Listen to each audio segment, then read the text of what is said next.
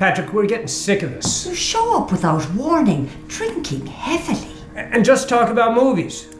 That's a good point, but in my defense, Guillermo del Toro has a new movie coming out soon. I think it's about Sally Hawkins having sex with a fish, but apparently it's great. And these days, del Toro has become one of our most celebrated genre film directors. He's made prestigious awards favorites like Pan's Labyrinth, cool original blockbusters like Pacific Rim, and 2 weird personal comic book movies with the Hellboy films. But he has another movie that tends to get overlooked, and I have come here today to make sure that never happens again. That movie is Blade 2. The best of the Blade movies. It is a phenomenal piece of cinema, and today, we're gonna talk about why.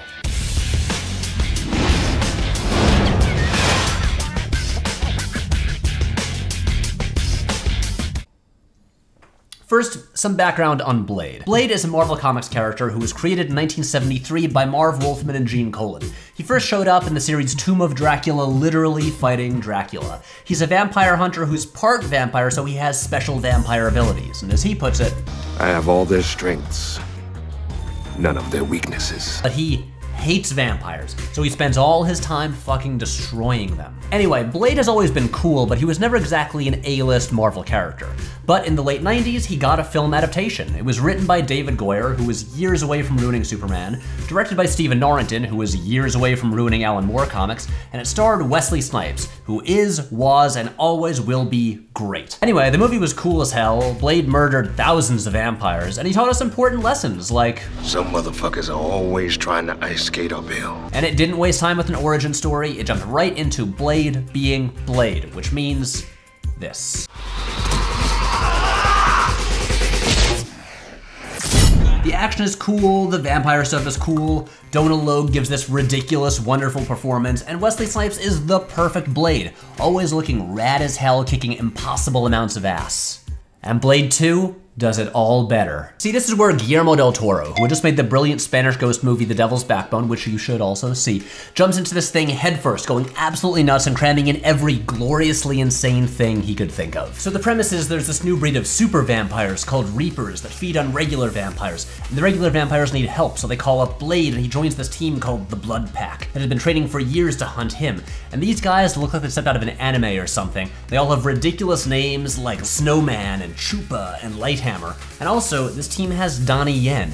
And you know how you all freaked out over Donnie Yen in Rogue One? Well guys, he was doing the same stuff in Blade 2 15 years earlier.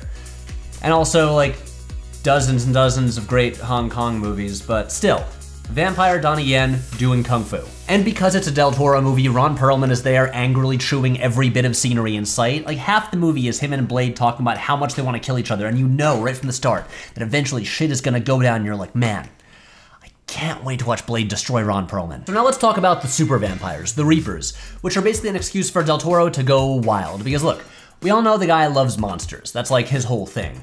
And these things are like these pasty, veiny, bald vampires whose mouths open up into these triple jaws with like a billion teeth. They're great. And there's this autopsy scene where they cut one open, and you know old Guillermo had the time of his life designing this thing's whole physiology because the detail is insane. There's so much amazing, gross stuff in there that it's worth watching the movie alone for this scene. The first Blade is a good action movie with horror elements, and this one is a full-on monster movie. Because it's a Guillermo del Toro movie, and this is one of the best ever examples of a great director taking a sequel and making it totally his own. From the color palette to the creature design to the vampire mythology to obviously the presence of Ron Perlman, this is 100% a GDT joint. And then after the setup, it's basically just non-stop balls to the wall scenes of Blade ruining shit for the next hour and a half.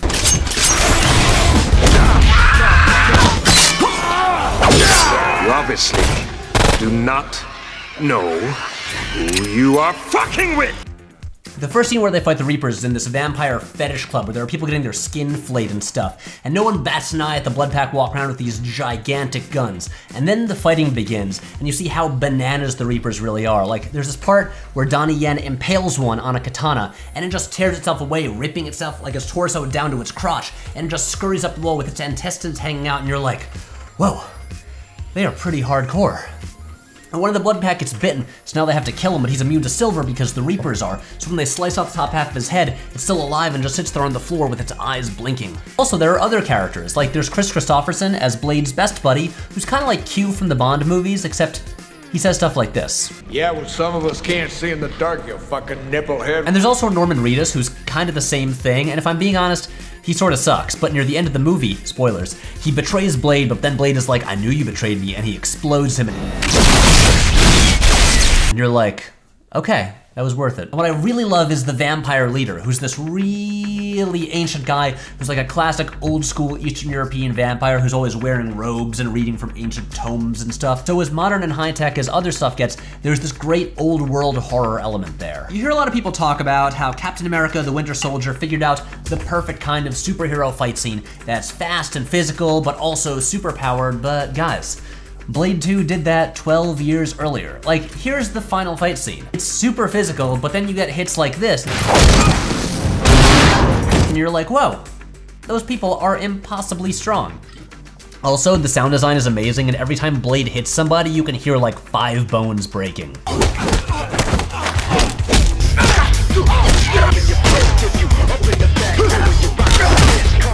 See, Blade 2 is the kind of movie that has a big dramatic moment in the third act where the main character puts on sunglasses despite the fact that it's nighttime and he's indoors. And normally you would see that and say, that's silly, why does he need sunglasses? But here you see it and you go, fuck yeah, you put on those sunglasses, Blade. And can we talk about Blade as a character for a sec? This guy makes Batman seem chill.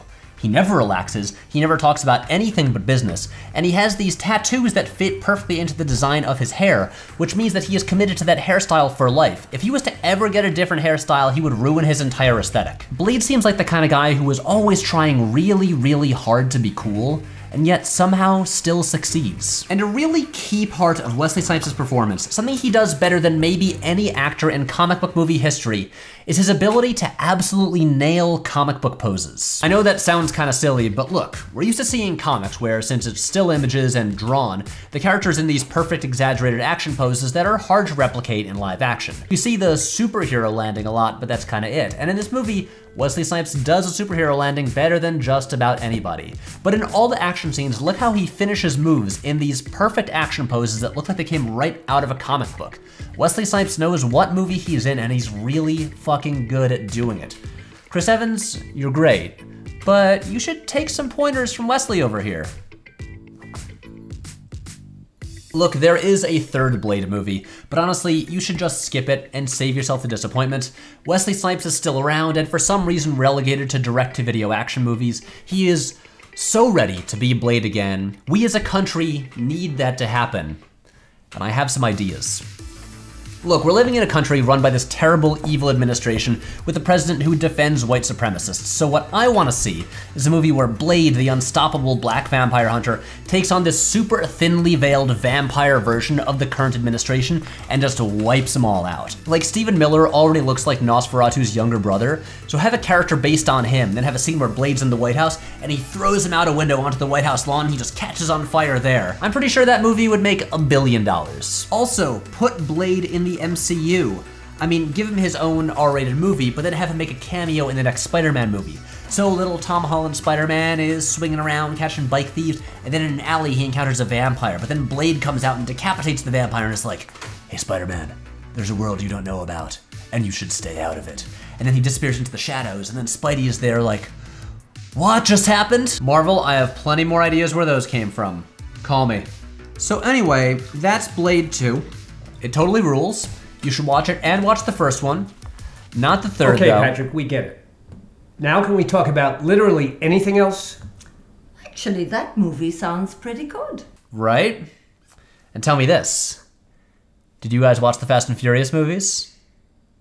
Yeah, And... they were good. But when are we going to get some justice for Han? See, this is why I love you guys. Here, watch Blade 2.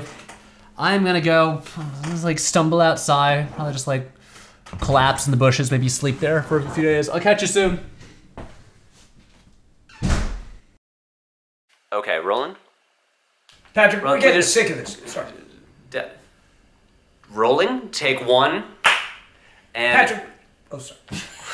This is going to be a good outtake reel. I know. And this is going to be in it, Wait too. for action. Okay. Okay, ready guys?